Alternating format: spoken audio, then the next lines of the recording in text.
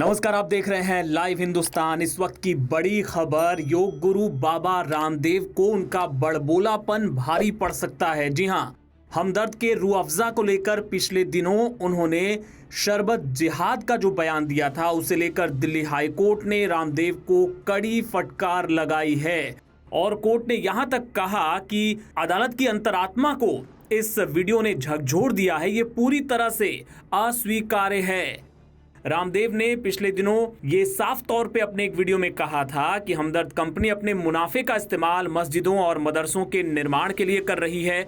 और हमदर्द ने इन टिप्पणियों को मानहानि मानते हुए दिल्ली हाई कोर्ट में एक याचिका दायर की थी। हमदर्द की तरफ से वकील मुकुल रोहतगी अदालत में पेश हुए। उन्होंने कहा कि ये बहुत ही चौंकाने वाला केस है और रूह अफ़ज़ा को बदनाम करने के साथ साथ ये सांप्रदायिक विभाजन का मामला भी है। उन्होंने यहां तक कहा कि ये दरअसल एक हेट स्पीच है, नफरत फैलाने के समान है। रामदेव ने जिस तरह के शब्द इस्तेमाल किए हैं, रोहतगी ने दलील देते हुए कहा कि रामदेव ने जिस तरह का बयान दिया है हमदर्द के खिलाफ, वो धर्म के आधार पर किया गया हमला है। वो इसे शरबत जिहाद बता रहे हैं और इसे लेकर ही हाईकोर्ट ने बहुत ही तीखी टिप्पणी की। हाईकोर्ट ने कहा कि ये किसी भी हालत में स्वीकार नहीं किया जा सकता। इसके बाद अदालत में क्या कुछ हुआ ये आपको बताएंगे, लेकिन पहले जरा ये जान लीजिए, जो दर्शक नहीं जानते, कि दरअसल रामदेव ने कहा क्या था।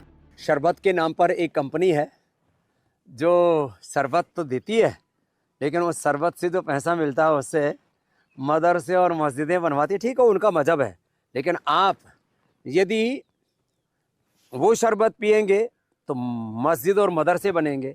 और पतंजलि का गुलाब का शरबत पीते हैं आप, ये शरबत पिएंगे आप तो गुरुकुल बनेंगे, आचार्य कुलम बनेगा, पतंजलि विश्वविद्यालय, भारतीय शिक्षा बोर्ड आगे बढ़ेगा। इसलिए मैं कहता हूँ ये शरबत जिहाद भी, जैसे लव जिहाद, वोट जिहाद चल रहा है ना, ऐसे शरबत जिहाद भी चल रहा है। रामदेव ने एक वीडियो जारी किया था जिसमें वो अपनी कंपनी यानी पतंजलि के एक पेय पदार्थ का विज्ञापन हम कह सकते हैं कि कर रहे थे। और उसमें वो कहते हैं कि अगर आप वो शरबत पीते हैं, उनका इशारा हमदर्द की तरफ था, तो मदरसे और मस्जिदें बनेंगी। लेकिन अगर आप ये पीते हैं यानी पतंजलि का गुलाब शरबत पीते हैं, तो उससे गुरुकुल बनेंगे, आचार्य कुल विकसित होगा और पतंजलि विश्वविद्यालय का विस्तार होगा, भारतीय शिक्षा बोर्ड आगे बढ़ेगा। और इसके साथ साथ उन्होंने लव जिहाद की तर्ज पर शरबत जिहाद एक शब्द इजाद किया और उसे हमदर्द के रूह अफ़ज़ा से जोड़ते हुए कहा कि इस शरबत जिहाद से खुद को बचाने के लिए ये संदेश आप सभी लोगों तक पहुंचाइए। तो ये वीडियो जब वायरल हुआ तो सोशल मीडिया पर खूब इसकी चर्चा होने लगी और रामदेव को लेकर यहाँ तक कि विपक्ष के जो तमाम नेता हैं उन्होंने भी इसे बेहद आपत्तिजनक बताया था। हालांकि रामदेव अपने बचाव में लगातार ये कहते रहे कि मैंने तो किसी का नाम नहीं लिया, लेकिन साफ तौर पे उनका इशारा हमदर्द की तरफ ही था। और अब जबकि ये मामला कोर्ट पहुंचा तो कोर्ट ने तीखा रवैया इसके खिलाफ अपनाया है। और उसके बाद क्या हुआ, उसके बाद अदालत ने पतंजलि के जो वकील थे उनको तलब किया और उसके बाद सीनियर एडवोकेट राजीव नायर वो पेश हुए रामदेव की तरफ से। और उन्होंने क्या कहा, उन्होंने अदालत में कहा कि हम इससे जुड़ा जो वीडियो है उसको तुरंत हटाने वाले हैं सोशल मीडिया से। और साथ ही उन्होंने कहा कि अपने मुवक्किल से उन्होंने कह दिया है कि इस सिलसिले में वो किसी भी तरह का कोई विज्ञापन, कोई बयान आइंदा जारी नहीं करेंगे। तो ये उनके वकील की तरफ से कहा गया साफ तौर पे।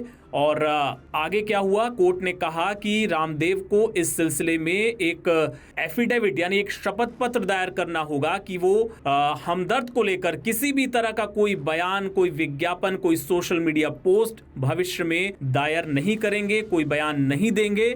और इसके लिए उन्हें 1 हफ्ते का वक्त दिया गया है और मामले की अगली सुनवाई 1 मई को रखी गई है। तो ये अदालत का रवैया बेहद सख्त, और जो अदालत के जो शब्द थे, जो जज साहब ने कहा, उन्होंने कहा कि मुझे अपनी आंखों पर, अपने कानों पर विश्वास नहीं हुआ जब मैंने ये वीडियो देखा। और यही वजह है कि उन्होंने तुरंत रामदेव के वकील से ये बोला कि आपको 12 बजे हाजिर होना होगा, अगर आप नहीं होते हैं हम तो बहुत ही सख्त आदेश जारी कर देंगे।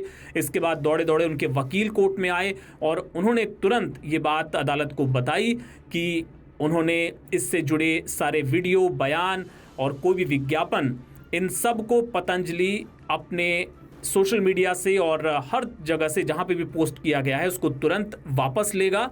और उसके बाद कोर्ट ने ये निर्देश जारी किया है कि एक शपथ पत्र आपको देना होगा और फिर मामले की अगली सुनवाई 1 हफ्ते बाद 1 मई को लिस्ट की गई है।